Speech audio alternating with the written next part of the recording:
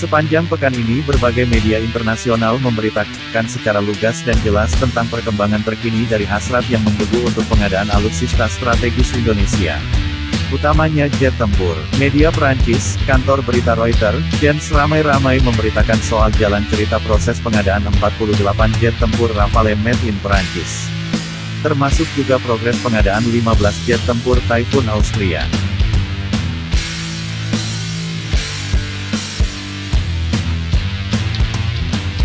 Menariknya tidak ada satupun media kita yang ikut meramaikan berita ini kecuali mengutipnya. Termasuk juga Kementerian Pertahanan, biasa-biasa saja. Meskipun begitu tetap selalu ada berita gembira untuk militer Indonesia, setiap hari setiap minggu. Misalnya peresmian Satuan Peluru Kendali Darat ke Udara, Surface to Air Missiles, jarak menengah NASAMS 2 di Tangerang untuk payung perlindungan ibu kota Jakarta.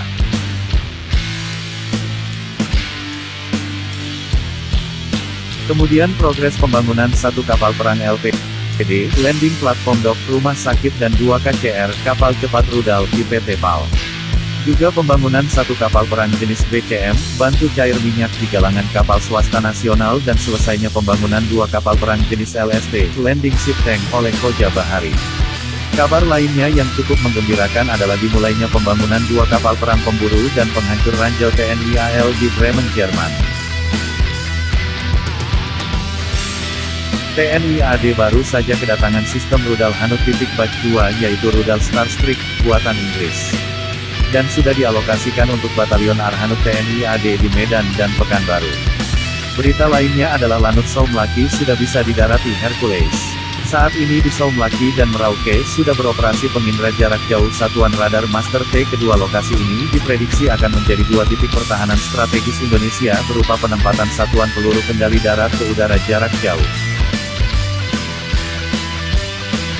Kabar lainnya TNI AU akan membangun pangkalan udara di Pulau Subi Kepulauan Natuna yang dekat dengan Sarawak, Malaysia. Nantinya pangkalan ini akan terkoneksi dengan Supadio AFB Kalbar dan Raden Satjat AFB di Natuna Besar. Yang tak kalah seru adalah berita suksesnya peluncuran roket Ran 450 jarak 100 km untuk yang kelima kalinya pekan ini.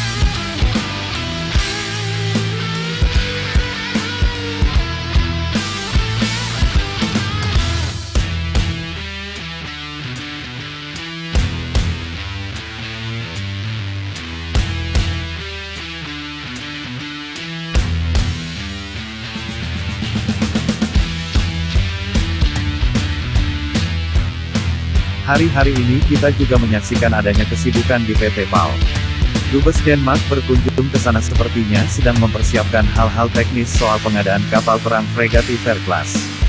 Sementara pada hari yang sama Dubes Jepang didampingi delegasi industri pertahanan Jepang berkunjung dan berdiskusi serius dengan Menhan Prabowo soal kerjasama pertahanan. Harapan tentang pengadaan 8 kapal perang fregat dari saudara tua Jepang semakin menggumpal.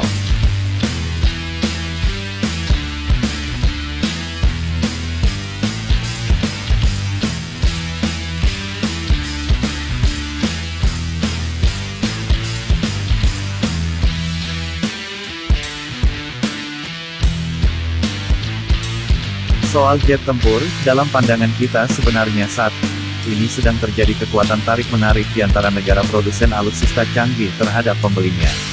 Amerika Serikat yang sudah memberikan perpanjangan GSP pada Indonesia dan akan menambah kucuran investasi sangat berharap kita membeli jet tempur F-16 Viper dan atau F-18 Hornet Block 3. Sementara Perancis punya peluang terbesar menurut versi mereka.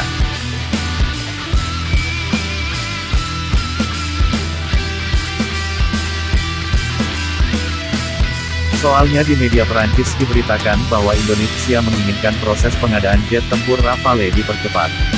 Bulan ini diharapkan sudah teken kontrak katanya. Persaingan antar negara kompetitor terlihat jelas.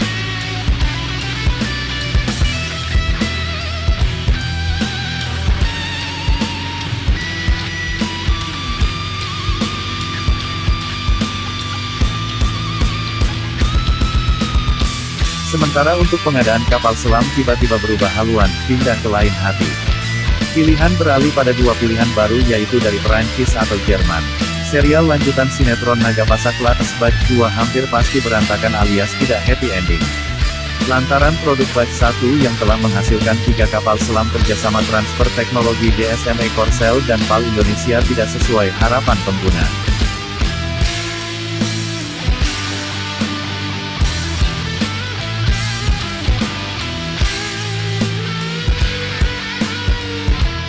Sebenarnya kontrak awal Nagapasa Batch 2 dengan Korsel sudah diteken tahun lalu. Namun kontrak efektif bersamaan dengan pembayaran DP belum ditandatangani.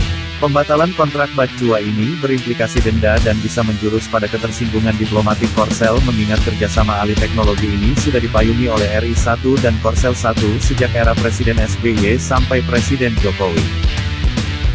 Dari berbagai pemberitaan soal pemenuhan kebutuhan alutsista Indonesia yang begitu masif, kenyataannya memang kita sedang berupaya secepatnya untuk menghadirkan berbagai jenis alutsista. Dinamika kawasan yang begitu cepat berubah mengharuskan kita memiliki inventori alutsista yang berkualitas dan mencukupi. Saat ini setidaknya ada 2 hotspot yang harus dikawal, yaitu Natuna dan Ambalat. Belum lagi nanti jika armada ke-1 AS akan berpangkalan di sekitar kita. Dan nyatanya ketersediaan alutsista di kedua hotspot itu saja telah membuka mata kita bahwa masih banyak kebutuhan alutsista yang harus dipenuhi untuk negeri kepulauan ini.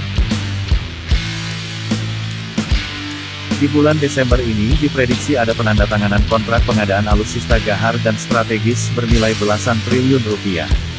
Dengan begitu bulan hujan yang penuh rahmat dan barokah ini menjadi bulan yang segar dan ceria. Desember ceria bisa menjadi tonggak awal dimulainya kedatangan alutsista skala besar setelah ada tanda tangan kontrak di bulan ini. Semoga Desember ceria ini akan menjadi kenangan Desember yang indah di kemudian hari.